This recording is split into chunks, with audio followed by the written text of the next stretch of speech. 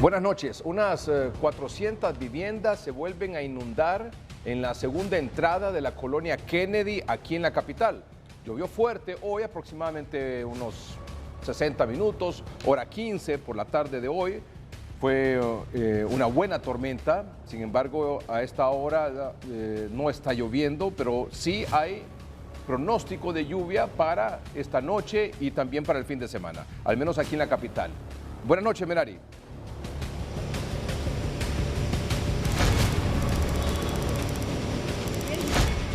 Así es, muy buenas noches, licenciado Melgar y televidentes. De inmediato le muestro en imágenes la situación que viven los vecinos de la colonia Kennedy exactamente en la segunda entrada, exactamente en esta zona donde son 4 bloques los que están siendo afectados por las fuertes lluvias que azotaron esta tarde la capital. Como ustedes pueden ver, televidentes, los trabajos para poder sacar el agua por parte de las autoridades edilicias se está llevando a cabo, al igual que los vecinos con sus baldes, con sus pailas, han procedido pues a ayudar a las personas de la alcaldía para poder agilizar este trabajo cuando lamentablemente ya se empieza a dar una brisa nuevamente en este sector y esto amenaza con una nueva inundación cuando ni siquiera han terminado la primera los vecinos en este lugar. Pero por supuesto vamos a obtener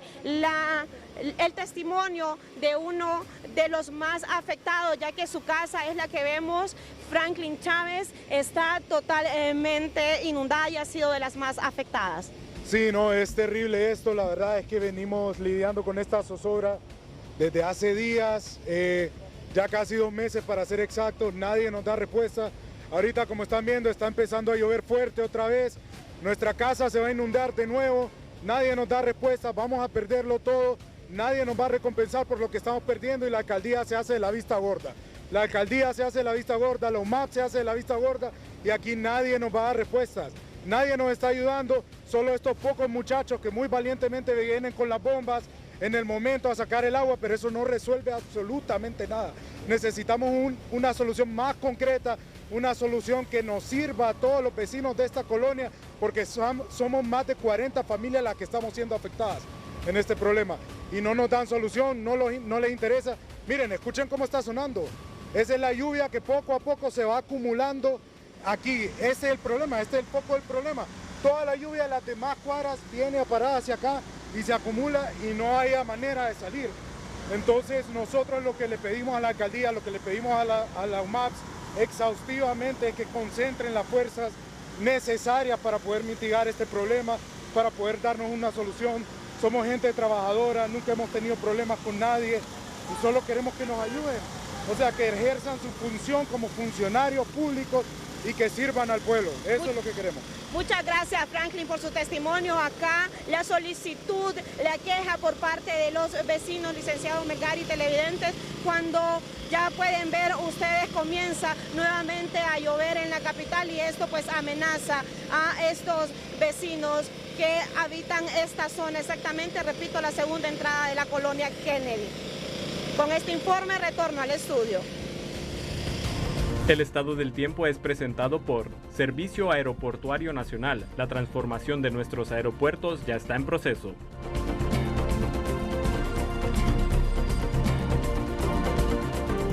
Muy bien, muchas gracias, Merari. Vamos ahora a otro punto aquí en la capital, en la Comisión Permanente de Contingencias COPECO. ¿Qué nos depara esta noche, el pronóstico del tiempo y por supuesto el fin de semana? Alex Laínez. Gracias, licenciado Edgardo Melgar, televidente de Noticieros Hoy Mismo, ubicado en Senaos Copeco, para conocer las condiciones del tiempo para este viernes y el fin de semana, donde llueve y con más intensidad. Muy buenas tardes. Muy buenas, amables televidentes. Bien, efectivamente, pues se han venido presentando precipitaciones en forma de lluvias y chubascos de intensidad leves a moderadas en la mayor parte del territorio nacional y acompañadas de actividad eléctrica. Esperamos que para las horas que restan, pues esta proyección meteorológica se continúen experimentando siempre esas precipitaciones en la mayor parte del territorio nacional, pero siempre se estarán presentando con mayor intensidad sobre algunas áreas de la región suroccidental, occidental y central. Ya como un pronóstico extendido, para el día de mañana pues esperamos de que se presenten lluvias y chubascos leves, Sin embargo, en las últimas horas del día solar y en las primeras horas de la noche, estas precipitaciones serán más intensas y esto pues obedeciendo a que también tendremos lo que es el ingreso de una nueva onda tropical y esta nos generará pues precipitaciones leves a moderadas en la noche y también para el día domingo. Agradecemos a Oscar Lagos, pronosticador en turno del Senado Copeco, hablando para Noticieros Hoy Mismo. Retorno a estudio principal. Muy bien, gracias Alex Laínez. Jason Maldonado en Villanueva Cortés. Jason, buenas noches.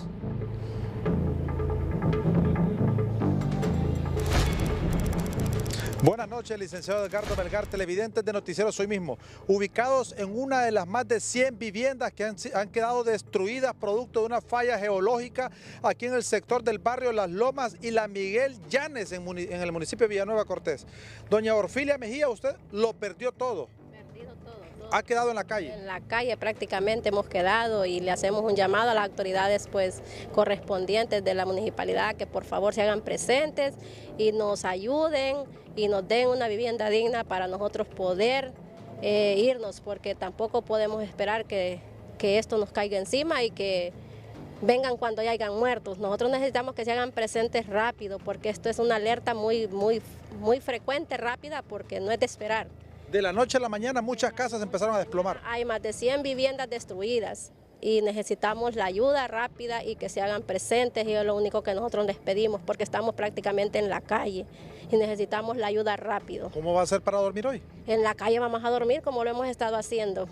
¿Qué necesitan ahorita ustedes urgente? Urgentemente la vivienda digna, porque nosotros no tenemos un trabajo estable donde recibimos un pago pues ni semanal, ni quincenal, ni mensual. Entonces estamos prácticamente en la calle y necesitamos que nos den una respuesta muy pronto y rápida. Muchos salieron huyendo hoy. Huyendo, sí, todo el mundo está huyendo porque algunos no tienen a dónde ir, pues algo otros tienen, pero no es que van a decir soy dueño, no, que van a deslirar y a ver dónde duermen hoy. ¿Cómo se siente ver su casa destruida? Muy triste porque ¿quién no se va a sentir triste al ver su casa destruida? Se sabe que es lo único que uno tiene, ¿verdad? El patrimonio que uno ha tenido por el resto de muchos años, vamos a decir así. ¿Cuántos años viviendo aquí, primera vez? 30 años de vivir aquí para ver mi casa destruida es una tristeza.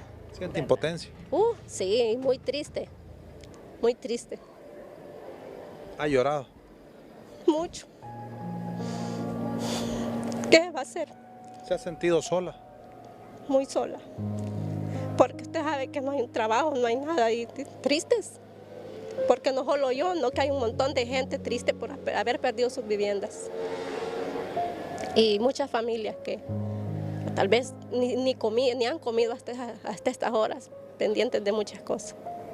¿Qué llamado le hacen las autoridades de todo corazón en este momento que usted y más familias necesitan? Que se hagan presentes y ayudar a la gente que necesita, porque la gente no necesita solo sacarla y irla a votar, no, que le den una respuesta.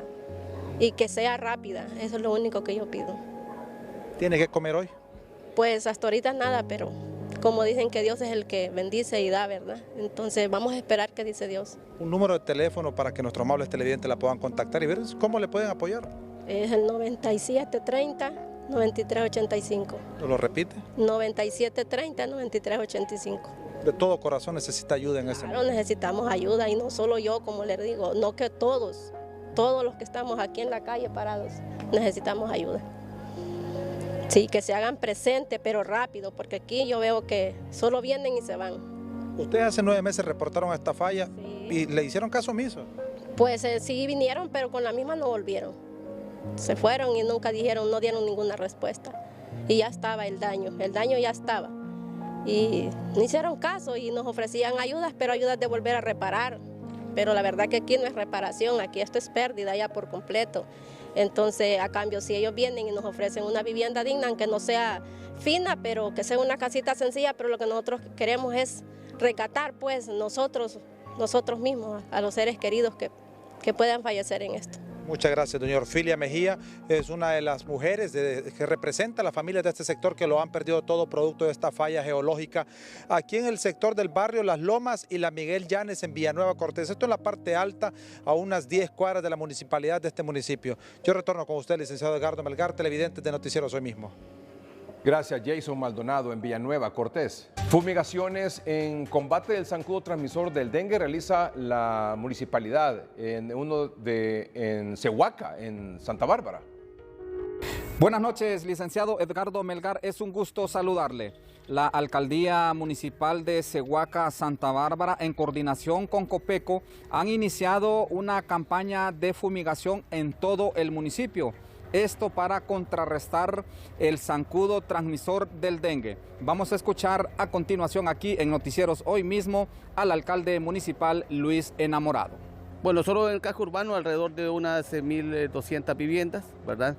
Una vez que finalicemos aquí vamos con la comunidad del Portillo, San Juan y así sucesivamente en las otras aldeas. Esperamos que el transcurso de los días que falta para que finalice esta semana y la otra, pues hemos culminado este proceso de fumigación. Licenciado Edgardo Melgar, esto es lo que le puedo informar desde el departamento de Santa Bárbara. Retorno con usted hasta los estudios principales en Tegucigalpa. Honduras y China concluyeron en Shanghái la sexta ronda de negociaciones del Tratado de Libre Comercio Bilateral con el objetivo de que se tomen en cuenta los intereses de ambos países, reflejando las realidades económicas y diferencias en desarrollo.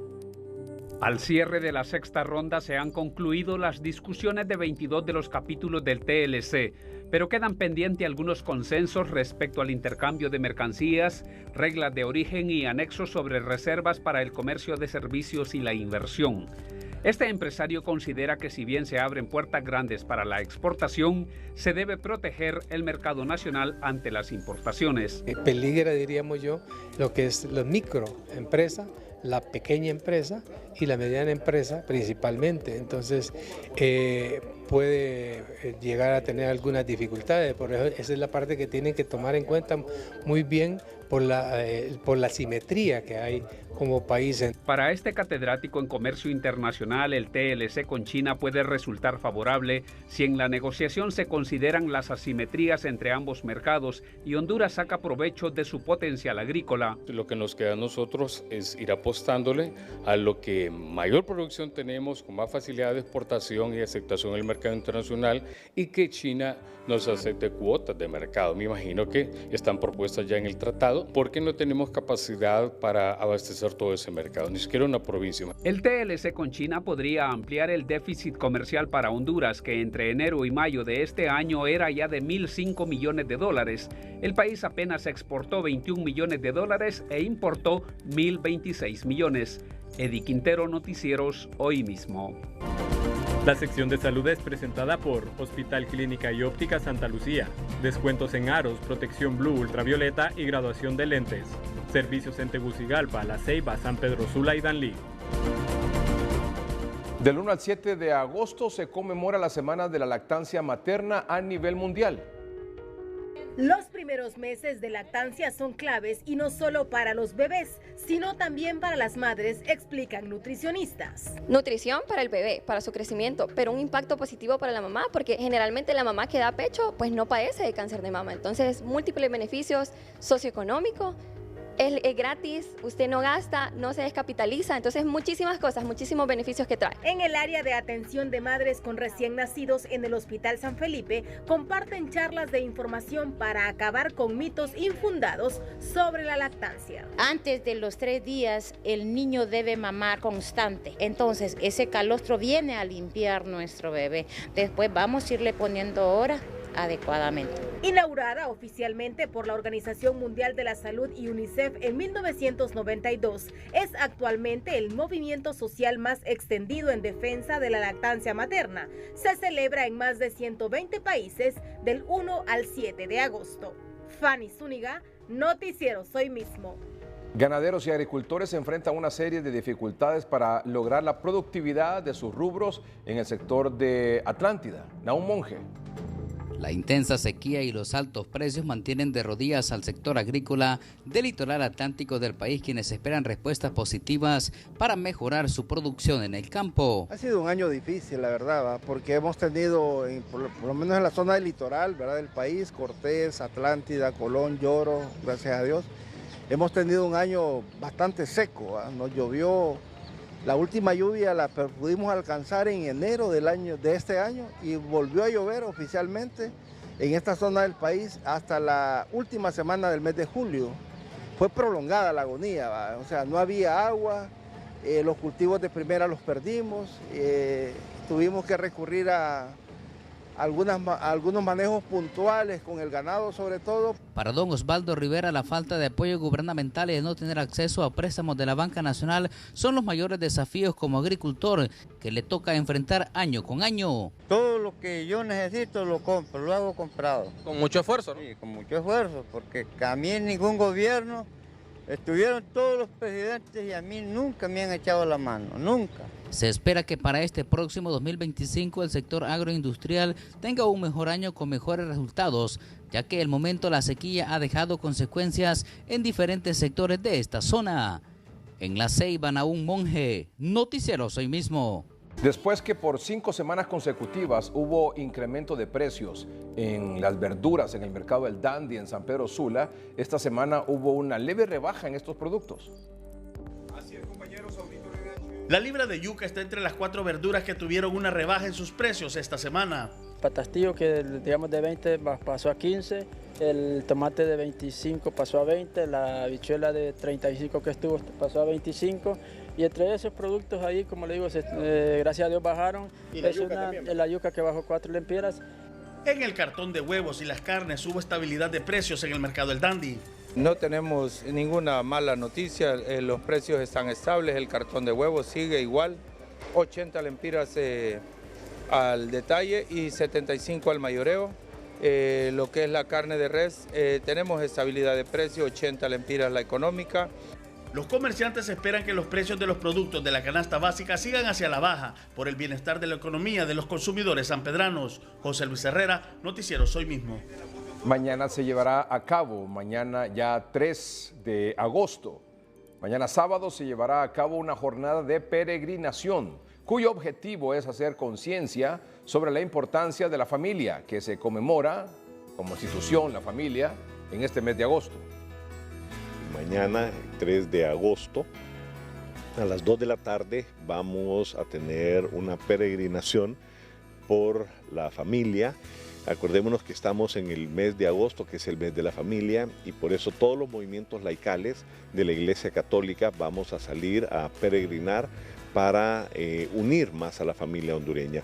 Vamos a rezar el rosario y al llegar al gimnasio del María Auxiliadora vamos a tener ahí unos testimonios para que la gente pues conozca lo que es, lo que personas han vivido, tanto tratando de abortar, tratando de suicidarse o cuidando a una persona en una familia, lo que es la vida en la familia. Que ahí vamos a ir peregrinando y haciendo el Santo Rosario y cantándole al Señor.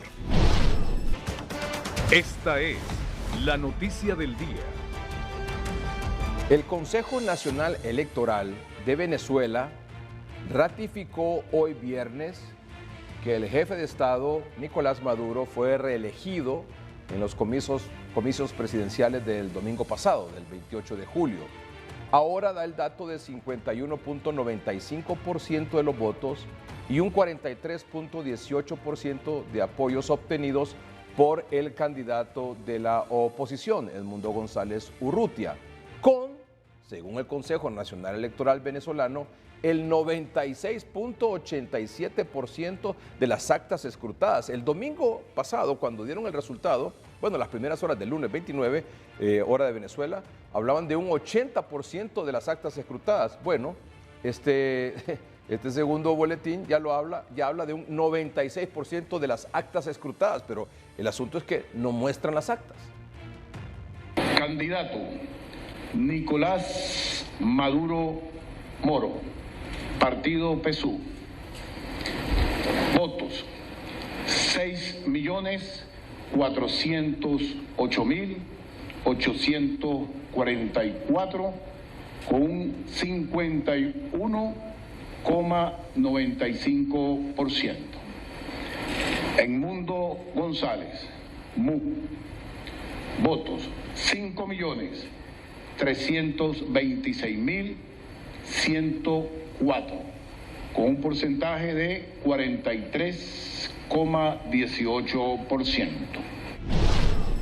Ante esta declaración del Consejo Nacional Electoral, Corina Machado, la lideresa, digamos, la líder de la oposición, en su cuenta de redes sociales dijo lo siguiente: importante, ofrecemos al mundo la verdad, los resultados detallados de nuestra victoria, que el Consejo Nacional Electoral no presentó en el plazo establecido en la Ley Orgánica de Procesos Electorales.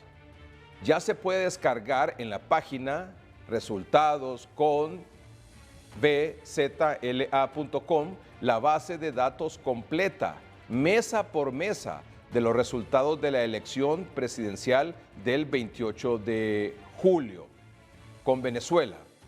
Y ahí podemos mostrar, tal vez, ahí.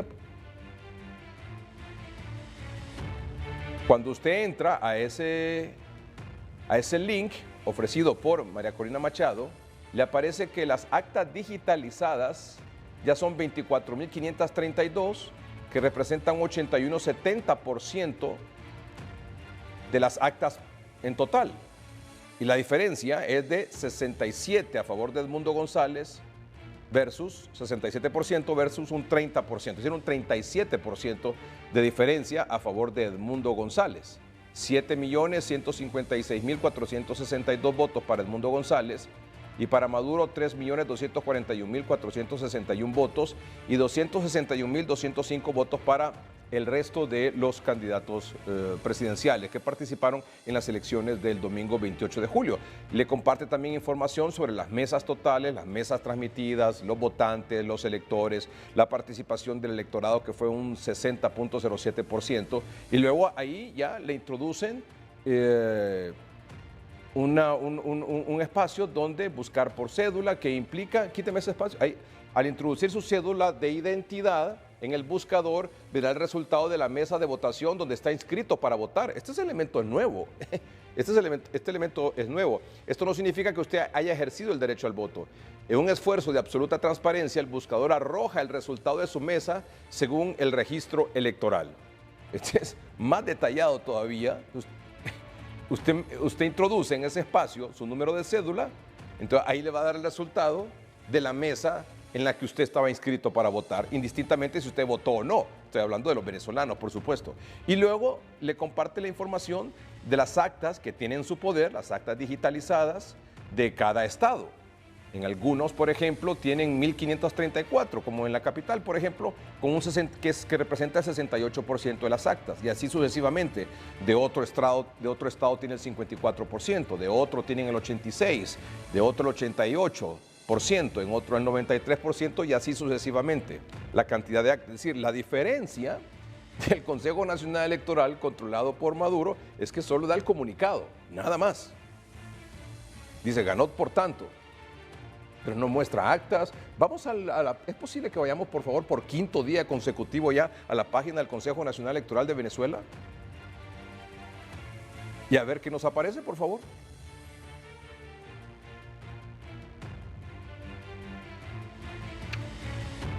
Ábrame la página del Consejo Nacional Electoral de Venezuela.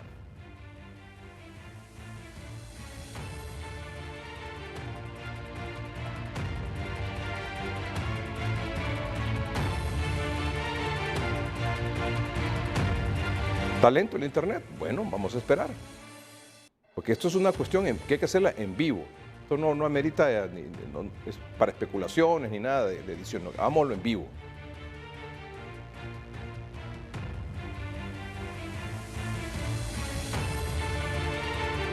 ¿Qué pasa? No lo deja entrar. Porque todos los otros días los hemos probado, de lunes a jueves. Probamos y decía que el Safari no podría abrir la página. ¿Qué pasa ahora?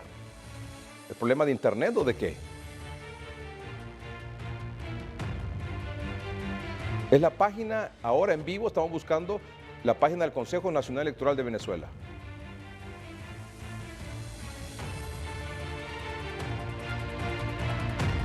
No abre.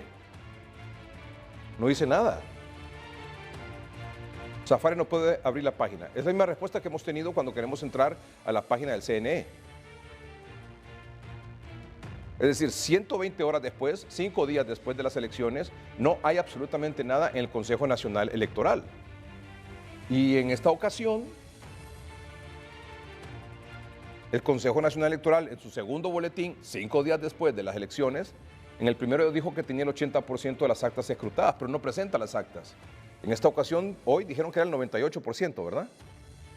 Y tampoco presentó las actas. 96%, perdón. 80% el domingo, 96% 5 días después. Pero no muestran las actas y tampoco aparecen publicadas en la página del Consejo Nacional Electoral, donde ni siquiera hay información absolutamente de nada.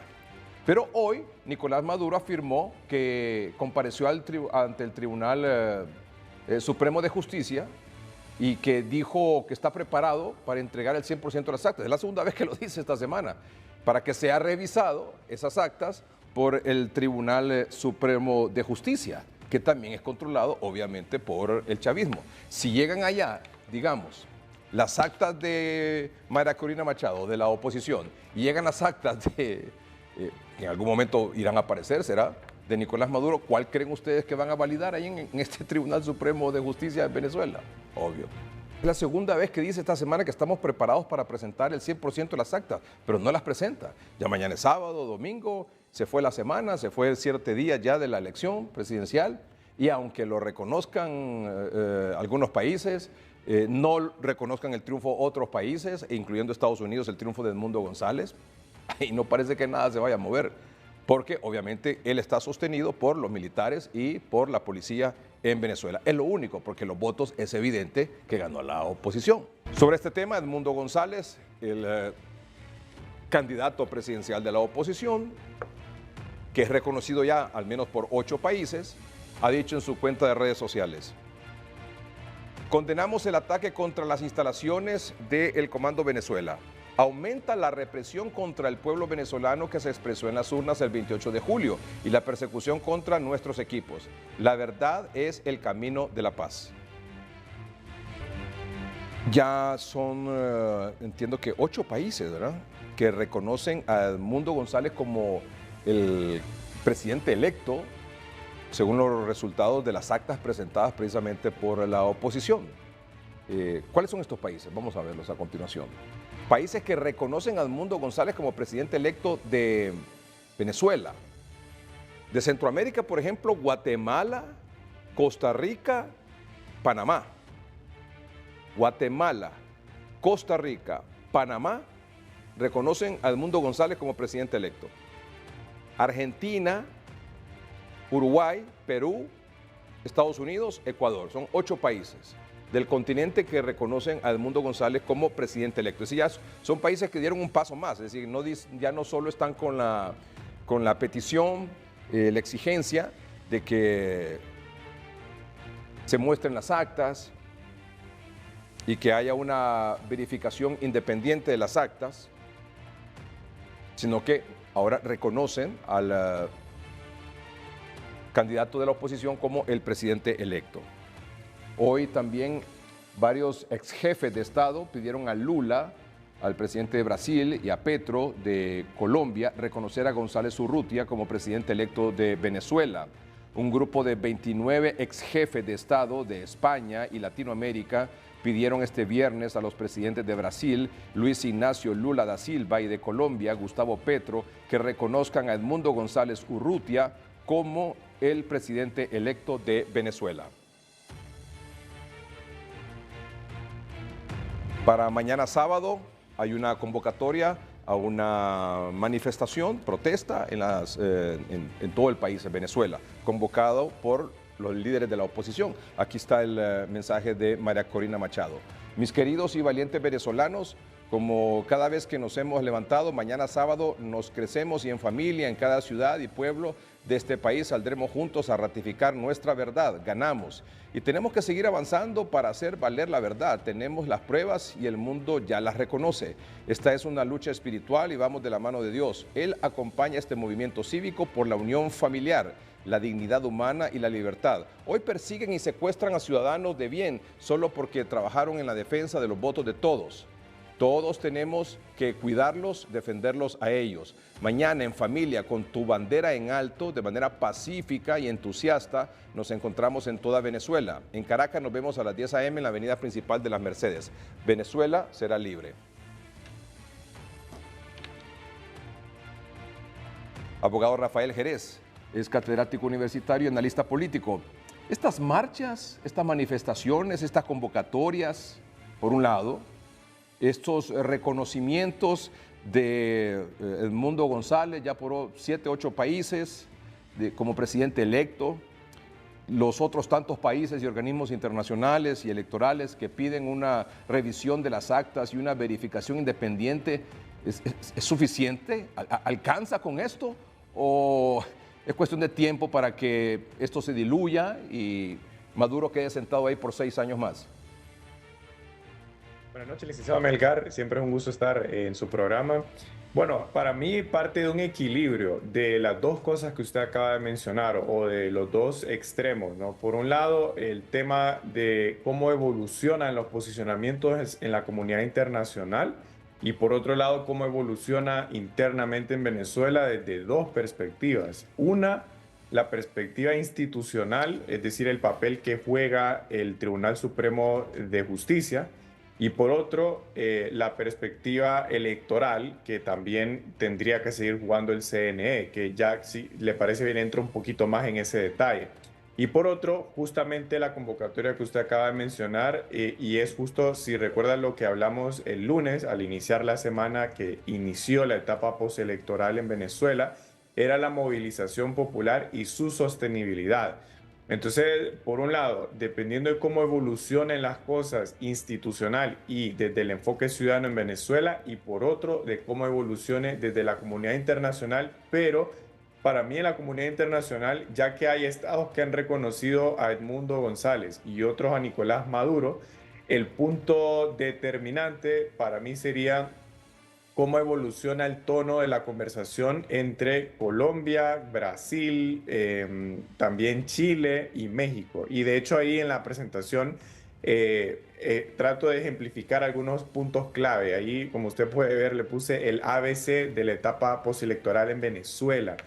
Y si pasamos a la siguiente diapositiva, se evidencian alrededor de 8 puntos clave que para mí esta semana le dan forma a la conversación, muchos de los cuales usted ya los ha mencionado. Por ejemplo, el primero, la proclamación de ganador de Maduro que hace el CNE, que esa se vincula con algunos de los otros puntos, y sobre todo el número 8, que habla del Tribunal Supremo de Justicia y el amparo electoral. Déjeme comentarle que justo yo hice una revisión de las disposiciones constitucionales en Venezuela, y lo interesante ahí es que el Tribunal Supremo de Justicia puede actuar solamente cuando ya existe un acto o una decisión tomada, en este caso por el CNE. Y lo irónico de este caso es que el CNE hasta hoy sale a dar su segundo boletín de resultados, pero ayer o ya en estas últimas 48 horas Maduro acude a presentar una acción, con lo cual no tendría la competencia todavía el Tribunal Supremo porque no hay justamente una declaratoria total, o bueno, hasta hoy se habría dado, pero tampoco hay una verificación de resultados. Entonces el Tribunal Supremo no tendría esa facultad. 2, 3 y 4, ahí es donde... Pero perdón, indistintamente que tenga o no la facultad, abogado, usted sabe que el Consejo Nacional Electoral solo emitió un comunicado, no se puede acceder a la página, han pasado 5 días, 120 horas y nunca van a presentar las actas. Diosdado Cabello dijo también esta semana, no vamos a presentar actas, no tenemos que demostrar nada, ganamos y punto. Y el Tribunal del Supremo de Justicia también está controlado por Maduro y ya se sabe lo que va a decir también, ¿verdad? En el dado caso que ellos hicieran un trabajo independiente de verificar las actas. Y Maduro ha dicho en 2 ocasiones que tienen ya el 100% de las actas y sin embargo no las presentan, no las entregan, que en realidad no le toca a Maduro, es al Consejo Nacional Electoral demostrar lo que ellos dicen en su comunicado, pero no lo han hecho.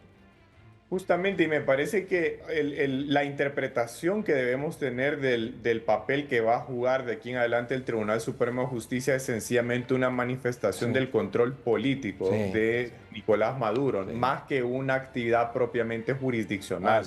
Así es.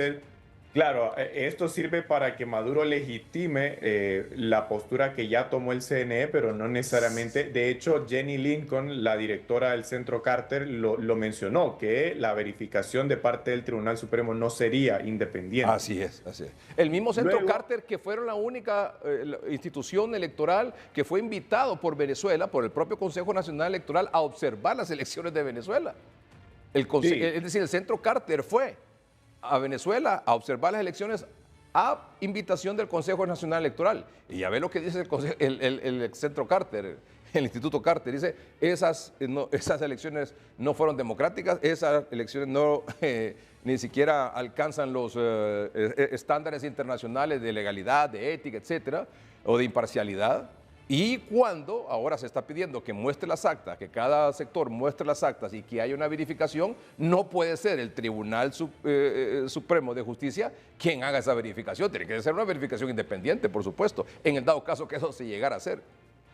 Por supuesto, entonces en este caso ya el CNE, digamos que agota su poco capital institucional que hubiese llegado a tener, y el Tribunal Supremo de Justicia asume la responsabilidad política designada por Nicolás Maduro. Así es. Pero ahí es donde usted menciona un punto importante que es parte de las otras claves de esta etapa postelectoral, y es el papel de la comunidad internacional. Desde la óptica de los que observaron in situ las elecciones, ahí entra Centro Carter y Naciones Unidas. Naciones Unidas lo que explica es que hay graves violaciones a los derechos humanos. Centro Carter dice el proceso no fue democrático.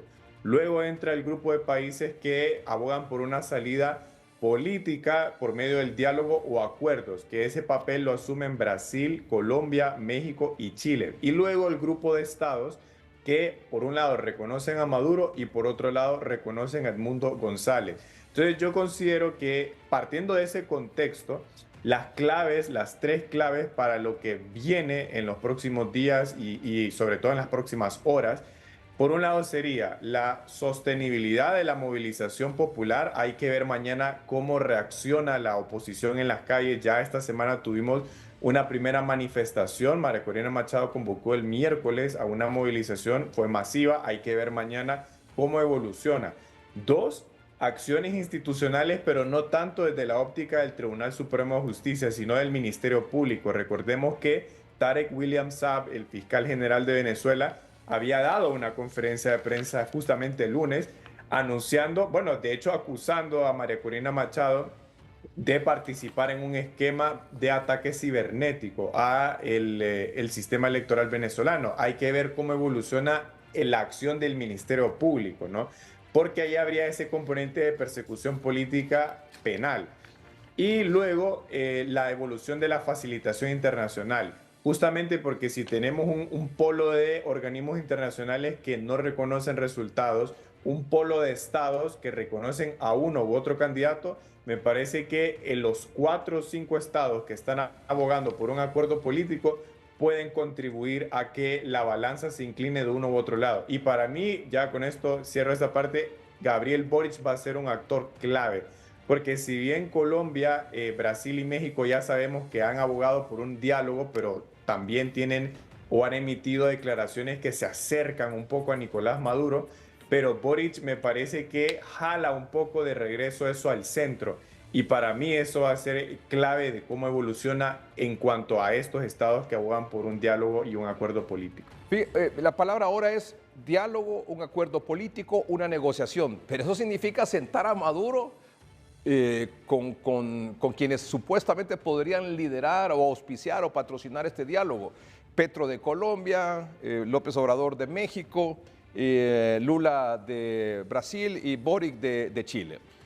¿Usted cree que Maduro se va a sentar con ellos o se va a sentar con Edmundo González? Con María Corina, evidentemente no, pero se va a sentar con Edmundo a decir, mire, sí, ustedes ganaron, reconozco, me voy para mi casa.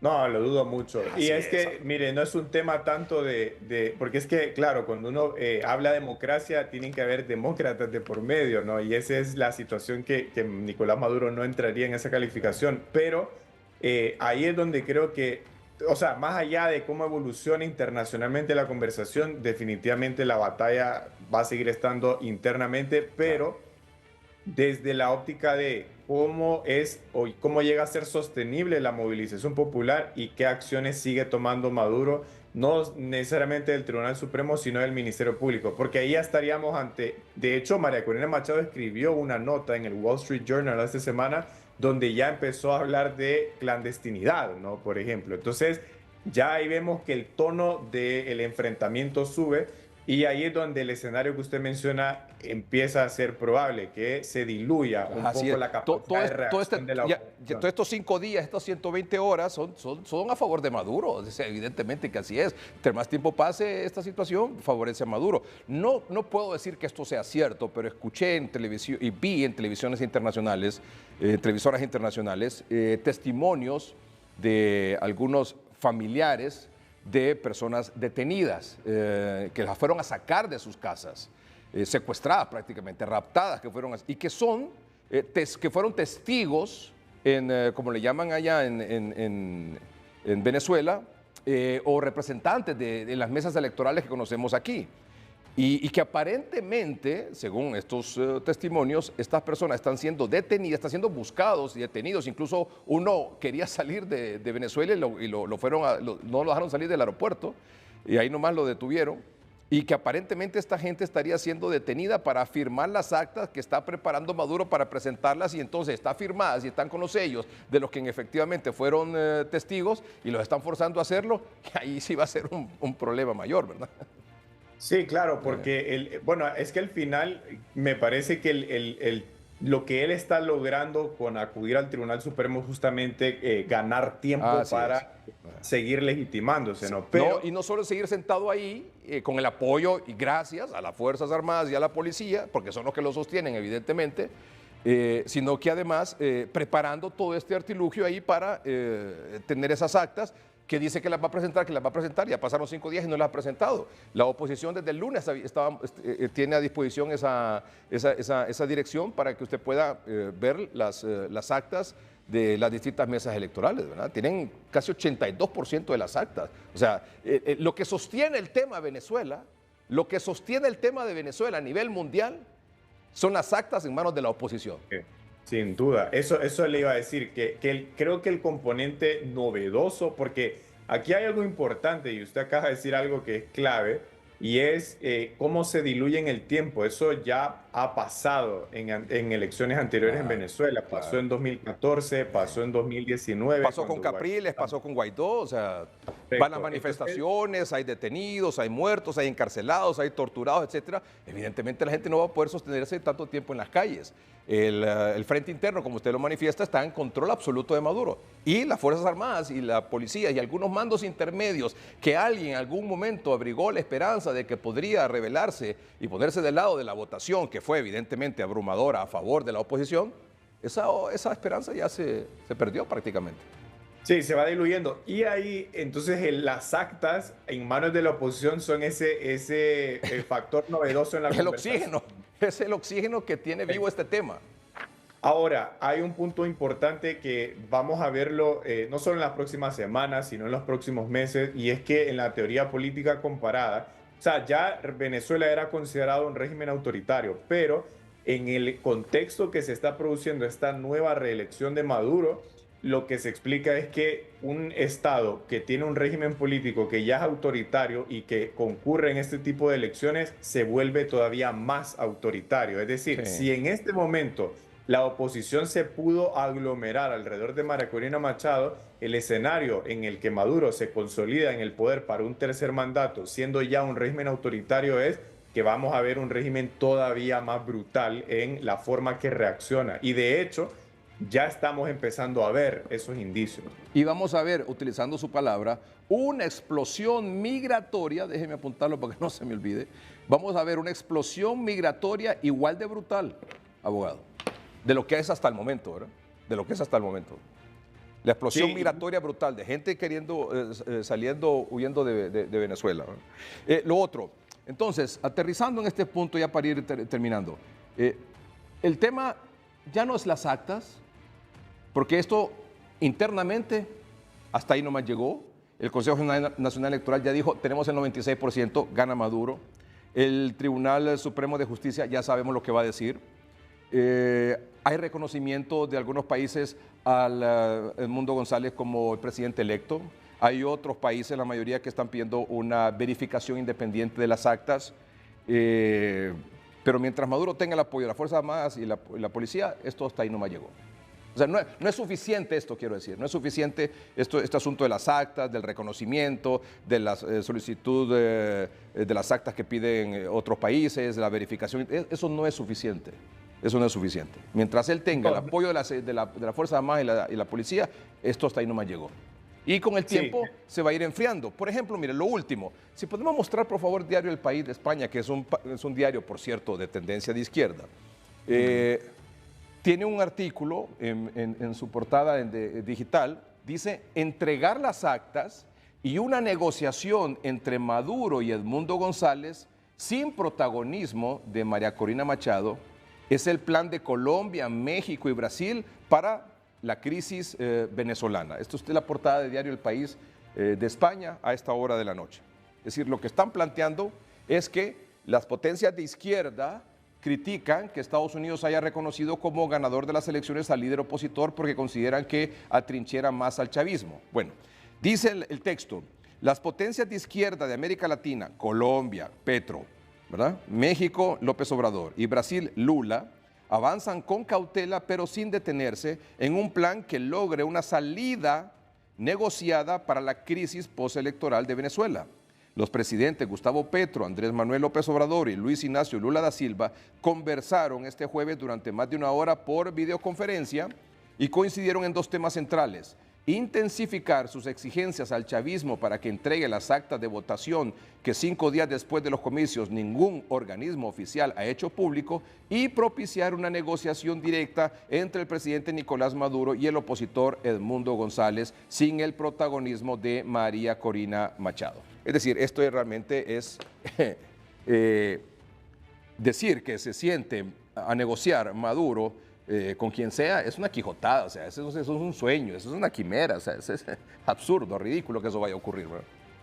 Sí, no, por eso digo, licenciado Melgar, que el papel que estos estados pueden jugar es para acomodar todavía más a Maduro o oxigenar un poco la conversión, pero claro que estamos hablando de 3 jefes de estado que previo al proceso electoral ya tenían una cercanía con Maduro. Sí, por eso es que la voz de Boric suele ser una voz disonante en la izquierda latinoamericana. Sí. Y un último punto.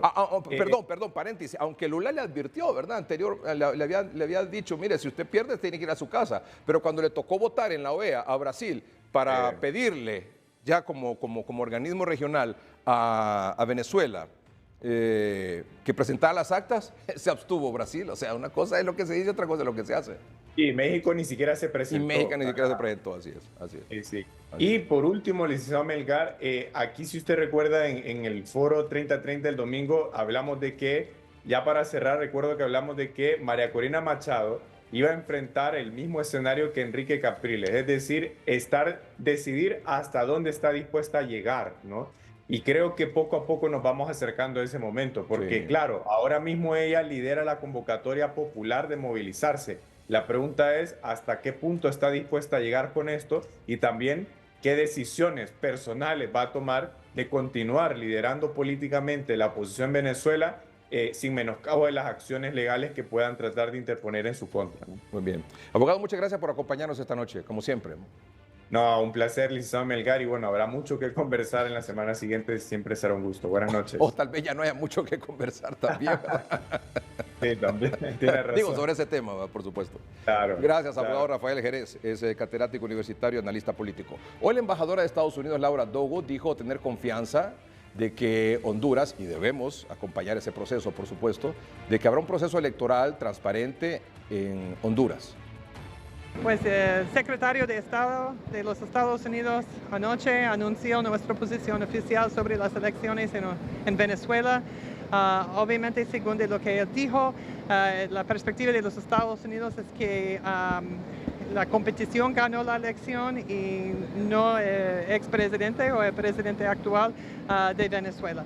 Entonces yo creo que es importante para la región enfocar en lo que acaba de pasar en Honduras y, en Venezuela y pensar de una respuesta apropiada. ¿Podría ocurrir lo mismo aquí en el país?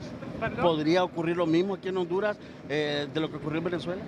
Pues hay instituciones trabajando aquí en las elecciones que vienen en 2025, son profesionales, estamos apoyando las actividades y las diferentes instituciones aquí que tienen un rol muy importante y estoy con mucha confianza que vamos a llegar a elecciones transparentes, libres y justo aquí en Honduras. Esto pese considerando el apoyo que ha brindado Honduras al gobierno de Nicolás Maduro, ¿se está garantizando, se podría garantizar de que esas elecciones sean transparentes?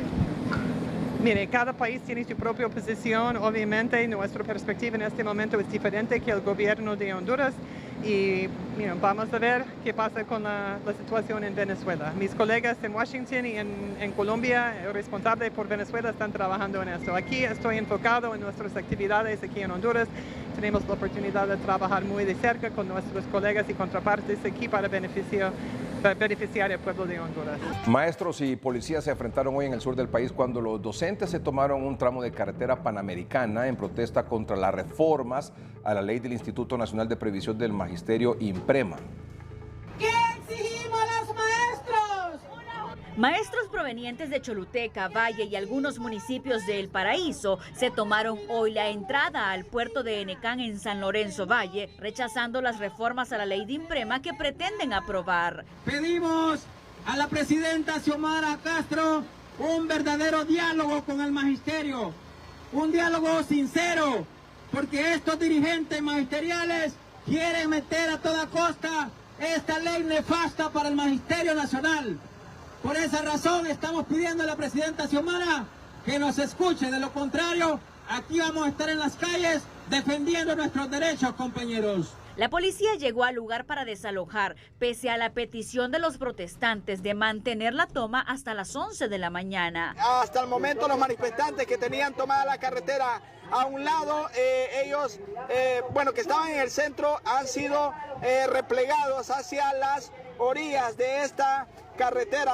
El movimiento de bases del Magisterio Nacional considera las reformas a la ley una amenaza a los derechos de más de 80,000 maestros afiliados y cotizantes al INPREMA. Evelyn Pérez, Noticieros Hoy Mismo. Con la reforma a la ley del Instituto Nacional de Previsión del Magisterio, INPREMA, que está en proceso de socialización, para el año 2031 habrá una nueva revisión actuarial y en 2035 los nuevos docentes se jubilarían a los 65 años. El vicepresidente del Congreso Nacional y dirigente magisterial explica que hay muchos mitos sobre las reformas y ni siquiera han leído la ley, que implica reducir 4 años para una jubilación digna, de 59 a 55 años de edad. Todo el que ya está en el INPREMA se le van a rebajar 4 años. No es lo mismo decir actualmente se jubila a los 59 años como decir con la nueva reforma se jubilan a 55 años. Eso es un tema claro. Todos podrán dejar beneficiarios sobre las 60 rentas, menos los jubilados con la ley de 1980. Y el inciso 36 del artículo 3 que le indica cómo calcular su salario base mensual según el IPC dictado por el Banco Central de Honduras. Que esto va a generar alrededor de 30,000 a 40,000 estructuras a nivel nacional, pasaría a 55, que incluso me puedo ir de 50 si cotizo doble, como que me voy de 55. Don Mauricio Espinal es docente jubilado y abogado. Asegura que es más beneficiosa la actual ley. Pero habría que leerla detenidamente para ver si lo que dice la base es correcto. De entrada, pienso que la ley vigente ahorita le favorece mucho a mis colegas. La socialización de las reformas a la ley de INPREMA continuará mientras dan paso a su discusión y aprobación en el Congreso Nacional. Fanny Zúñiga, Noticieros Hoy Mismo. El 19 de abril de este año quedó destruido, luego de un incendio, el único hospital público en la isla de Roatán, que atiende obviamente a los habitantes del municipio de Roatán, de Santo Guardiola en la isla de Roatán y de Guanaja y Utila, por supuesto. Bueno, 3 meses y medio después, es decir, ya estamos en el 2 de agosto, y apenas hay un avance, me dicen los isleños, de un 10-15% del hospital de emergencia provisional en el sector de Coxen Hall, en el lugar conocido como en la colonia Loma Linda, del sector de Coxen Hall. O sea, este hospital de emergencia provisional apenas 3 meses y medio después tiene un avance de un 10-15%, me dicen los isleños. Luego, el hospital, que hace unos 7, 8, 9 años, digamos, lo han venido construyendo distintas alcaldías, cero movimiento. O sea, se quedó de que se iba a tratar de terminar, de construir y de habilitar. La obra gris prácticamente está en un 100%. Obviamente falta el piso, electricidad, aire acondicionados y equiparlo, pero cero avance en eso. Y así están las cosas. Y los pacientes que tienen que ser atendidos por alguna situación, la opción que tienen es centro de salud. Si no, el Hospital Semesa, con quien el gobierno ha logrado un convenio para atender situaciones con pacientes graves. Pero, por ejemplo, me decía también los varios isleños con los que conversamos hoy, miren, el problema es que, por ejemplo, aquí solo tenemos un ortopeda, en toda la isla, un ortopeda. Y si ese ortopeda no está y hay un accidente que se necesita atender de emergencia, el paciente tiene que ver cómo hace para irse a La Ceiba o a San Pedro Sula el mismo día o el día siguiente con los consecuentes riesgos. Es una situación muy, muy difícil por la que están atravesando en Islas de la Bahía. Aquí está la nota. El nuevo hospital en Dixon Cove se prometió estar terminado a finales de este año. Sin embargo, la construcción está paralizada y la población se pregunta por qué, si la obra gris ya estaba lista. Lo único que nos llama la atención es una guarida como cueva, una gran cantidad de murciélagos que hay en el interior, pues en uno de los sectores que logramos ingresar nosotros. Sí, necesitamos el hospital aquí nosotros porque hay personas de bajos recursos que a veces no tienen cómo viajar y aquí pasan muchos accidentes y todo, y sí es necesario, lo necesitamos urgentemente el hospital. También un hospital provisional con 40 camas fue prometido para 90 días después del siniestro que consumió a cenizas el único hospital público en la isla el pasado 20 de abril. Sin embargo, no se ven aún avances significativos. Pues avanzando en el tema del muro perimetral y también las zapatas, compañeros, de los estudios, de esta forma ha sido un poco lento, lo dicen los ingenieros. De priorizar esos avances, de concluir esos procesos y de garantizarle a la población una atención más integral, más sólida. Especialmente se debe trabajar eso para evitar que se ponga la población de esta zona en una condición de gravedad y mucho menos que haya muertes por no contar con un establecimiento más completo. Los pacientes en Roatán están siendo atendidos en una clínica habilitada en un centro adventista y los diferentes centros de salud. Sin embargo, no se pueden atender emergencias. Francis Espinal, Noticieros Hoy Mismo. La campaña de reforestación más grande de Honduras, Plantatón HN, te invita a su tercera entrega de árboles. No te pierdas esta oportunidad y ven por el tuyo este sábado 3 de agosto en San Pedro Sula, en Santa Mónica Oeste, Boulevard del Norte. Y domingo 4 de agosto frente a las instalaciones de Televicentro, de 8 de la mañana a 12 del mediodía. Mantente informado sobre todas nuestras actividades siguiéndonos en Instagram como Plantatón-HN y en Facebook como Plantatón-HN. Esto ha sido todo por hoy. Gracias por su atención. Buenas noches y que estén bien.